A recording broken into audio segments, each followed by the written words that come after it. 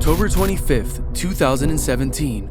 A man steps onto the balcony of his apartment located on the 11th floor. He takes a deep breath and looks down. An empty parking garage ramp stretches into the alley beneath the tower. Without a warning, he jumps 11 floors to his end.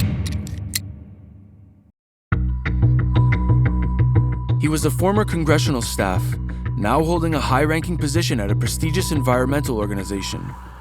The mystery deepens when an IRS criminal investigator shows up at the scene with a search warrant. Why would the taxman be involved in a case like this? Special Agent Chris Jankowski steps into the apartment, looks around to see unpacked suitcases scattered on the floor. This man had just returned from a trip, the trip that led to this final plunge. His return flight ended with the seizure of his laptop and phone by customs officers, evidence that would expose his darkest secret. A trip, the IRS intrusion, and then this tragic end. What was the nightmare this man couldn't escape? This was the beginning of a dark web investigation that would shake even the most seasoned investigators to their core. Over the next few weeks, multiple raids unfolded across the world. 337 arrests, a former congressional staffer in Washington, D.C., a border patrol agent in Texas, a doctor in Spain, a school teacher in Germany, all linked to the same dark website, a website designed solely to trade in the worst form of human exploitation imaginable. It's called Welcome to Video. For years, users thought they were untouchable, hidden behind the anonymity of Bitcoin and the dark web.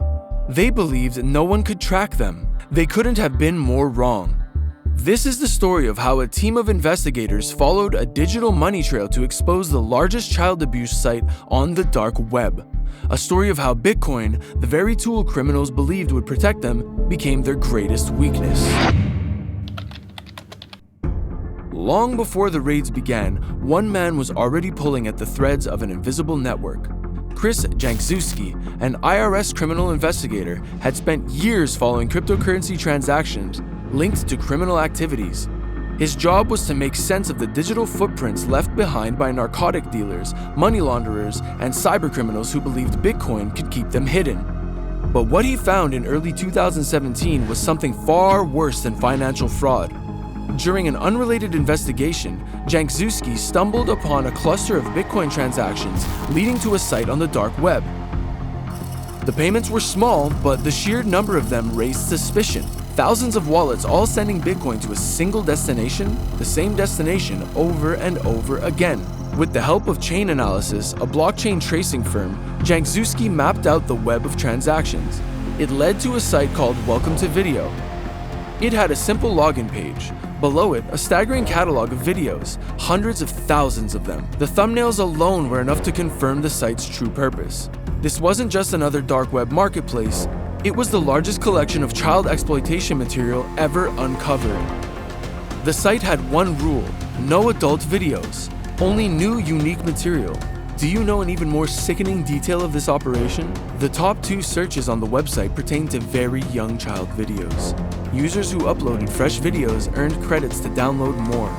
And the only accepted form of payment? Bitcoin. For years, criminals believed Bitcoin was anonymous. Unlike traditional banking, there were no names attached to transactions, just randomized wallet addresses on the blockchain. But there was a flaw in their plan. Every Bitcoin transaction is permanently recorded on the blockchain.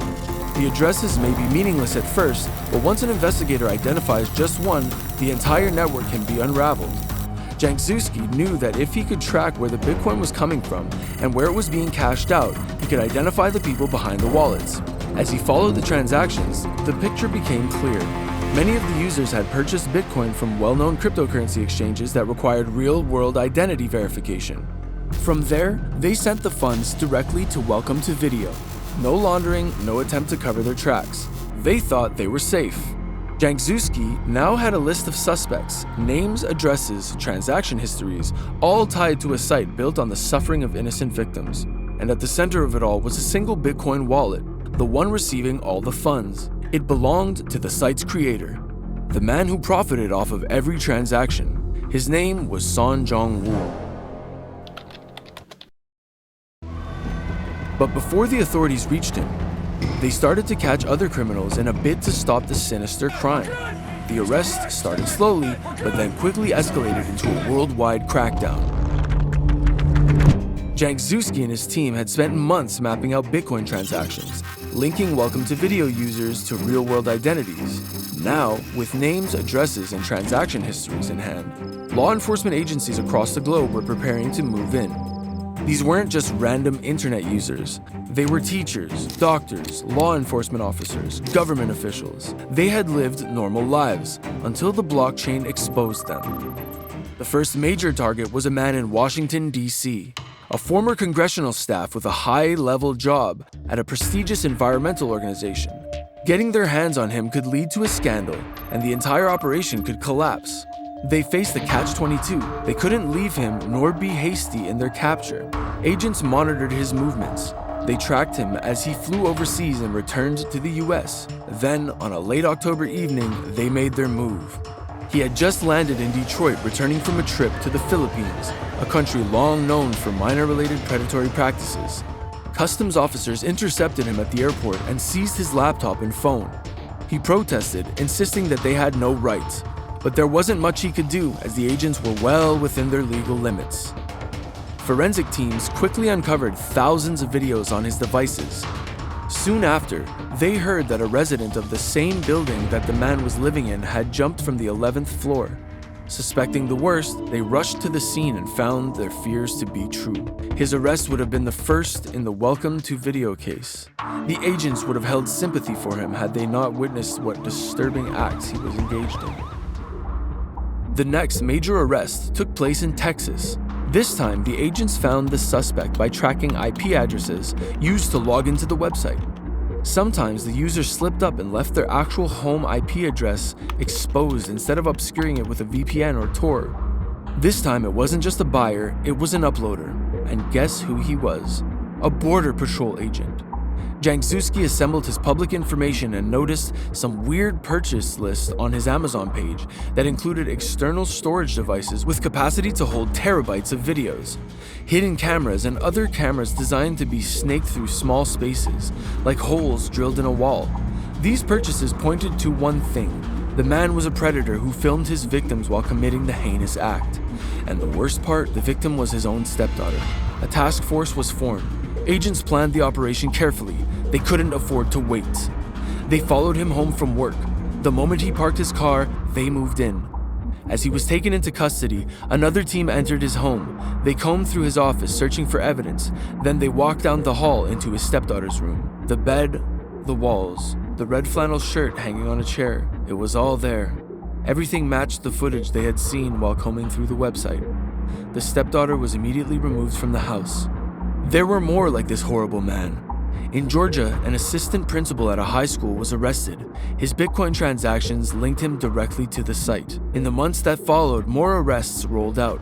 Dozens of Welcome to Video users were arrested in the Czech Republic, Spain, Brazil, Ireland, France, and Canada. 337 men from all walks of lives, from every corner of the world. They had all made the same mistake. They had trusted Bitcoin to keep them hidden. Instead, it led investigators straight to them. But there was still one man left, the mastermind behind the site, the one person who made all of this possible. His name was Sonjong Wu, and soon he would have nowhere left to run.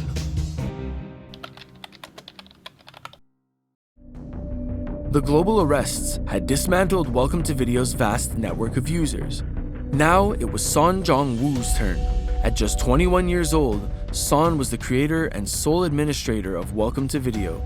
He tried to play smart by sending his father to the crypto exchanges and transferring Bitcoin in his name, but the officers got to him. He built the system that allowed the worst criminals on the internet to trade in human suffering, and he had made millions by doing it.